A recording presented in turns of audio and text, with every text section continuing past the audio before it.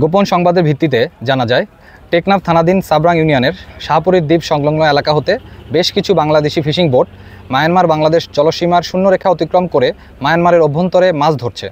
প্রাপ্ত তথ্যের ভিত্তিতে বিসিজি আউটপোস্ট শাহপুরী কর্তৃক আজ 29 আগস্ট 2025 তারিখ শুক্রবার শাহপুরীর দ্বীপ সীমান্ত পিলার 3 এলাকার আওতাধীন মায়ানমারের নাইখংদিয়া সংলগ্ন নাফ নদীর মোহনা হতে জালিয়াপাড়া পর্যন্ত মায়ানমার সীমান্ত এলাকায় একটি বিশেষ অভিযান পরিচালনা করা হয়। অভিযান চলাকালীন মাছ ধরার উদ্দেশ্যে অবৈধভাবে মায়ানমার বাংলাদেশ জলসীমার শূন্যরেখা অতিক্রম করে মায়ানমার জলসীমায় অবস্থানরত 19টি বাংলাদেশি ফিশিং বোট সহ 122 জন জেলেকে আটক করা হয়, যার মধ্যে বাংলাদেশি 29 জন এবং রোহিঙ্গা 93 জন।